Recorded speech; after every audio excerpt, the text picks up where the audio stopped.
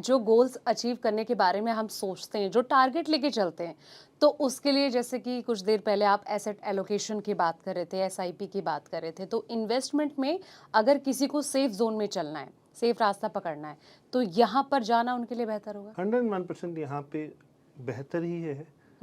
आप जब इन्वेस्टमेंट इनमें इन टूल्स में करते हैं, आपकी एवरेजिंग भी हो रही है, हर महीने आपका पैसा भी लग रहा है, आपको सेविंग की आदत भी लग रही है, और सेविंग को बढ़ाने की आदत भी लग जाती है। जैसे जैसे आपकी इनकम बढ़ती जाती है, थोड़ी थोड़ी सिस्टमेटिक इन्वेस्टमेंट प्लान करते रहिए, बढ़ते जाइए। आप लॉन्ग टर्म में देखेंगे तो आप करोड़ों रुपए कमा सकते हो। मैंने लोगों को, इन्वेस्टर्स को, सिप के थ्रू कुछ हज़ार की सिप शुरू करते हुए करोड़ों में पहुंचते हुए देखा है। अच्छा। हाँ जी, सिप्स बढ़ती हैं, बट जब वो टाइम देते हैं मार्केट को, मार्केट में कभी भी टाइमिंग नहीं देनी है, सिर्फ टाइम देने। आपकी इन्वेस्टमेंट्स आपको आपकी हर गोल के लिए फुलफिल करके रिजल्ट्स आपको देगी ही देगी। अच्छा, जिस तरीके से कहते हैं ना कि साइकोलॉजी जो होती है, जितना हमारा मेंटल पीस काम रहेगा, उतना हम अच्छा डिसीजन ले सकेंगे। आपको लगता है कि ट्रेडिंग के टाइम पे भी ये चीज़ कारगर साबित होती है कि हमें हमें ये पता रहता है कि हमें क्या करना है? मैं ना कुछ लोगों को ट्रेडिंग करते हुए देखता हूँ, आप भी अपने अक्सर ऑफिस में देखते होंगे। आपकी मीटिंग के टाइम जो लोग ट्रेडिंग कर रहे होते हैं, वो मीटिंग चल रही होती है, बॉस समझा रहा होता है, वो बार बार मोबाइल लैपटॉप देख रहे होते हैं कि फंड क्या रिटर्न दे रहा है, अरे ये ऊपर जा रहा है, नीचे जा रहा है, बॉस कह रहा है कि आपने अचीव किया है कुछ, बॉस तो क्या कह रहा है यार, मेरा तो आज लाख रुपए का नुकसान हो गया।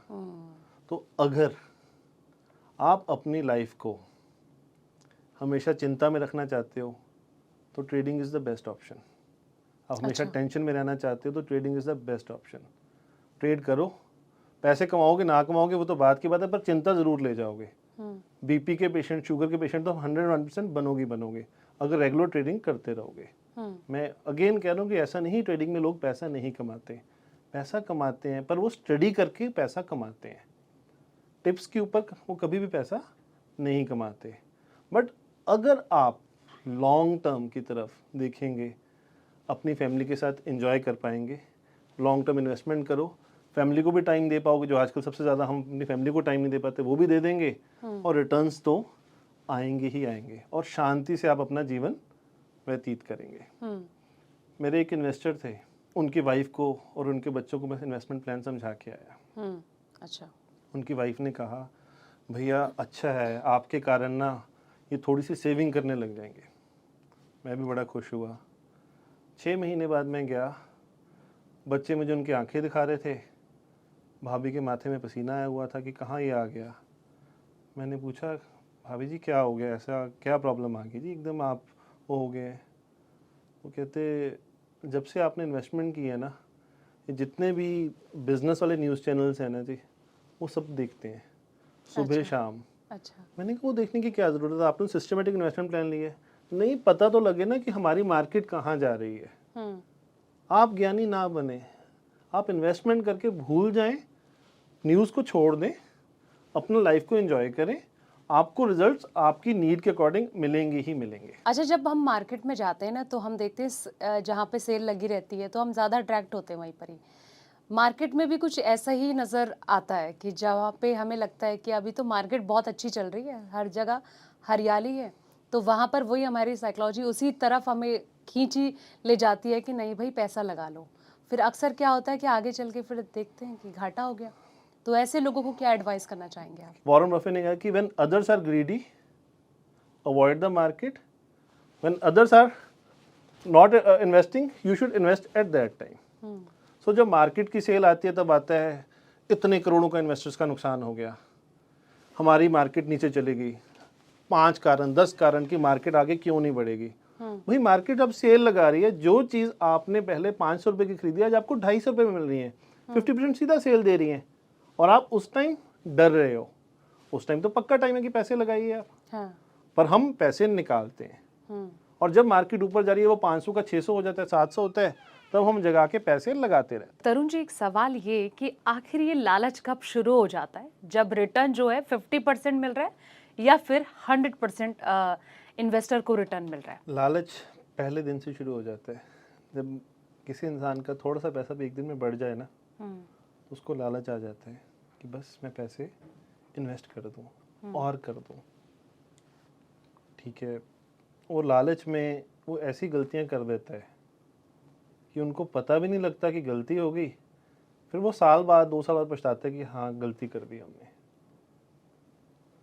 सो रादर देन, एक ह्यूमन साइकोलॉजी की जैसी बात हो रही है, मैं एक आपसे सवाल करता हूँ। आपके पास 2 शेयर हैं, ए और बी, दोनों आपने 100 के लिए। ए वाला शेयर 100 वाला 200 में हो गया, बी वाला 100 वाला 50 का हो गया। अब साल बाद आपको पैसे की ज़रूरत है, तो आप कौन सा शेयर बेचोगे?